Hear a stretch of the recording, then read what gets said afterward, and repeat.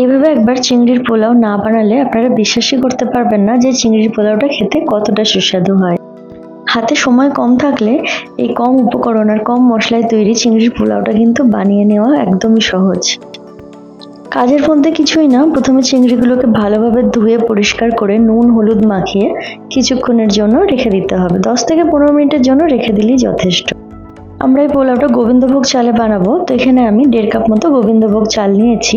চালটা ভালো করে ধুয়ে কিছুক্ষণের জন্য জল ঝরাতে দিয়ে দেবো। এবার এদিকে একটা কড়াইয়ে ভালো করে তেল গরম করে নিয়ে চিংড়িগুলো দিয়ে মিডিয়াম ফ্লেমে কিছুক্ষণের জন্য ভেজে নেব, লাল হয়ে আসা অবধি।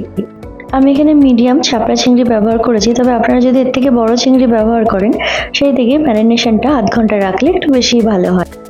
আমাদের এই দৈনন্দিন ব্যস্ততার জীবনে, যেখানে চাকরি বাকরি থেকে শুরু করে বাচ্চা সামলানো এই সবের মাঝখানে রান্না করাটা একটা বেশি ঝামেলা মনে হয়, সেখানে আমি চেষ্টা করি এই কম উপকরণে কম সময়ে তৈরি রান্নাগুলো যেন আমাদের রান্নাঘরে একটা জায়গা করে নিতে পারি। এদিকে কথা বলতে বলতে মাছগুলো ভাজা হয়ে গেছে, এর মধ্যে দিয়ে দিচ্ছি গোটা গরম মশলা, শুকনো লঙ্কা, সামান্য কিছুটা চিনি এর মধ্যে দিয়ে এবার এর মধ্যে দিয়ে দেবো ছাড়িয়ে রাখা রসুনের কোয়া। পরিমাণ বুঝে 7 থেকে 8 কোয়া রসুন আমি এর মধ্যে দিয়ে দিলাম। রসুনগুলো একটু নরম হয়ে আসতে শুরু করলে এর মধ্যে দিয়ে দেবো 2টো মিডিয়াম সাইজের পেঁয়াজ, খুবই পাতলা পাতলা স্লাইস করে কাট। পেঁয়াজগুলো দিয়ে বেশ ভালোভাবে ভেজে নিতে হবে যাতে একটু লাল হয়ে আসে।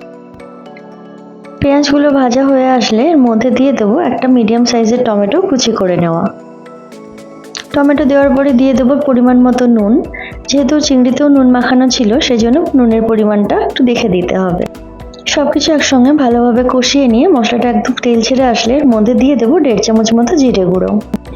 আশা করছি এই রান্নাটা আপনাদের ভালো লাগবে, আর যদি ভালো লেগে থাকে আমাকে কিন্তু কমেন্ট বক্সে অবশ্যই জানাবেন যে রেসিপিটা আপনাদের কেমন লেগেছে। জিরে গুঁড়োর পরে দিয়ে দিচ্ছি 1 চামচ কাশ্মীরি লঙ্কার গুঁড়ো আর সামান্য পরিমাণ হলুদ। এবার যে চালটা ধুয়ে শুকিয়ে রেখেছিলাম চালটা এর মধ্যে দিয়ে দিলাম।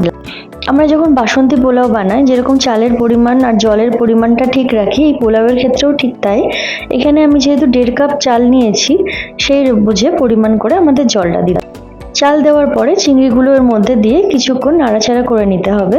এখানে ফ্লেমটা আমি একদম লো রেখেছি। যে পাত্র করে আমি চাল নিয়েছিলাম সেই পাত্র মেপে আমি এখানে 1.5 কাপ চালের জন্য দিয়ে দিচ্ছি 3 কাপ মতো জল। জল দেওয়ার পর আর আমাদের বেশি নাড়াচাড়া করার প্রয়োজন হবে না। ফ্লেমটা একদম মিডিয়াম টু লো করে ঢাকা দিয়ে রাখবো কিছুক্ষণের জন্য, আর মাঝে একবার ঢাকনা খুলে এর মধ্যে দিয়ে দেবো কয়েকটা চেরা কাঁচা লঙ্কা। আপনারা তো দেখেই নিলেন এই পোলাওটা বানানো কতটা সহজ। আশা করছি আপনারা বাড়িতে বানাবেন, আর এই পোলাওটা বানিয়ে নিলে সঙ্গে সামান্য স্যালাড ছাড়া আর কিছুরই প্রয়োজন হবে না।